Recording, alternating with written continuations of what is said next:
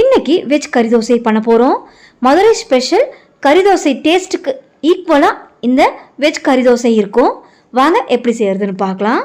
வீடியோக்குள்ளே போகிறதுக்கு முன்னாடி என்னோட சேனலில் ஃபஸ்ட் டைம் பார்க்குற வியூவர்ஸாக இருந்தீங்கன்னா மறக்காமல் என்னோட சேனலை சப்ஸ்கிரைப் பண்ணிக்கோங்க. வாங்க வீடியோக்குள்ளே போகலாம்.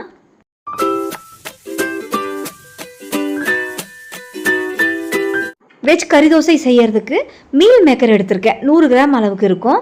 இதுக்கு இன்னொரு பேரும் இருக்குது, சோயான்னு சொல்லுவாங்க. இதில் நல்லா சூடான தண்ணியை ஊற்றிக்கலாம். இது ஒரு 1/4 மணி நேரம் ஊற விட்டுக்கோங்க. நல்லா ஊறினா தான் ரஃப்பாக இருக்கிற இந்த மீல் மேக்கர் நல்லா சாஃப்டாக கறி மாதிரி கிடைக்கும். 1/4 மணி நேரம் கழித்து பார்க்கலாம். இப்போ கிட்டத்தட்ட 1/4 மணி நேரம் ஊற விட்டுருக்கேன். நல்லா ஊறிருக்கு பாருங்கள். இதை பிச்சு காட்டுறேன். இந்த மாதிரி உள்ள கறி மாதிரியே நல்லா வெந்திருக்கு பாருங்கள். இப்போ இதை நல்லா ஃபில்டர் பண்ணி எடுத்துக்கலாம். நல்லா ஃபில்டர் பண்ணி விட்டு நல்லா ஆறட்டும். ஆறினதும் இதில் இருக்கிற தண்ணியை நல்லா பிழிஞ்சு விட்டு எடுத்துக்கலாம்.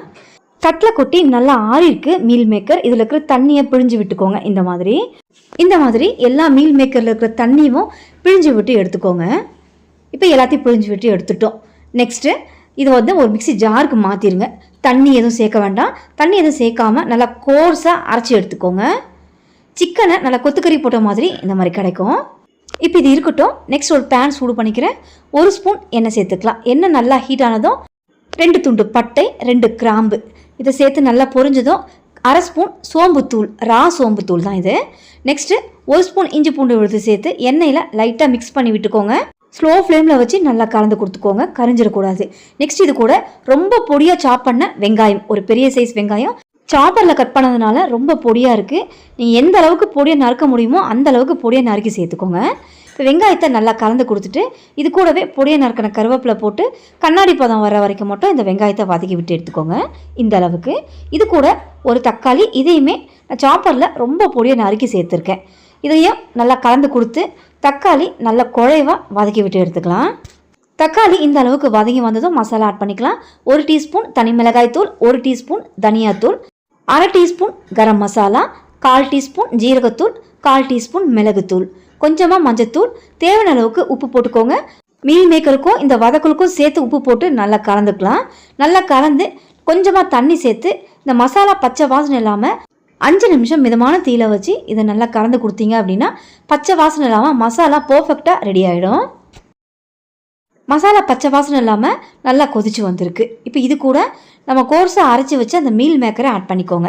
மட்டனை கொத்துக்கறி போட்ட மாதிரி இந்த மீல் மேக்கர் இருக்குது பாருங்கள். அப்படியே மதுரை ஸ்பெஷல் மட்டன் கறி தோசையோட அந்த ஃப்ளேவர் அப்படியே இந்த மீல் மேக்கரில் இருக்கும். இந்த மசாலா அந்த அளவுக்கு சூப்பர் டேஸ்ட்டாக இருக்கும்.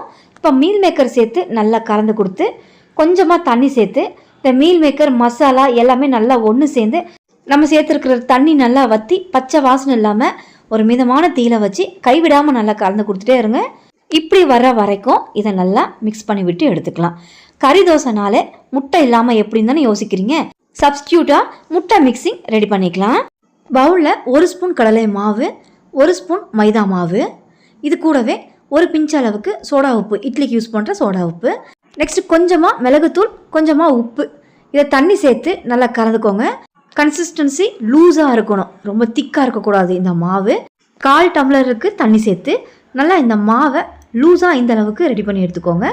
சப்ஸ்டியூட் முட்டை மிக்சிங் ரெடி.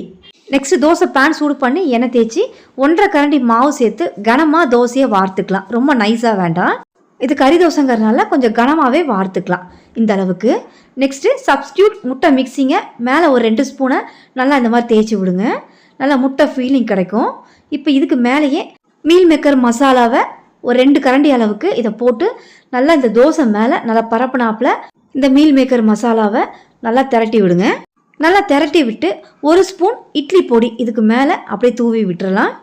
தூவிட்டு எண்ணெயை ஒரு 2 கரண்டி அளவுக்கு ஓரத்துலையும் மேலேயும் நல்லா ஸ்ப்ரெட் பண்ணி விட்டு இது நல்லா வேகட்டும். ஒரு 2 நிமிஷம் நல்லா வெந்ததும் இதை திருப்பி போட்டு ஸ்லோ ஃப்ளேமில் வச்சு ஒரு 2 நிமிஷம் அந்த மீல் மேக்கர் இருக்கிற சைடு பொறுமையாக வேகட்டும். இப்போ 2 நிமிஷம் நல்லா இதை வெந்த பிறகு இப்போ இதை எடுத்துடலாம். ஒரு அருமையான வெஜ் கறி தோசை ரெடி. இதுக்கு சட்னி எதுவுமே வேணாம். இந்த வெறுமனே இந்த தோசையை அப்படியே சாப்பிட்றலாம். இந்த தோசைக்கு சட்னி காம்பினேஷன் எது நல்லா இருக்கும்னு பார்த்தீங்கன்னா கார சட்னி நல்லாவே இருக்கும். கண்டிப்பாக இந்த வெஜ் கறி தோசையை நீங்களும் ட்ரை பண்ணி பாருங்கள். ட்ரை பண்ணி பார்த்துட்டு எப்படி கமெண்ட் பண்ணுங்கள். வீடியோ பிடிச்சிருந்தா மறக்காமல் சப்ஸ்கிரைப் பண்ணுங்கள். ரொம்ப பிடிச்சிருந்தா லைக் ஷேர் பண்ணுங்கள். தேங்க்ஸ் ஃபார் வாட்சிங்.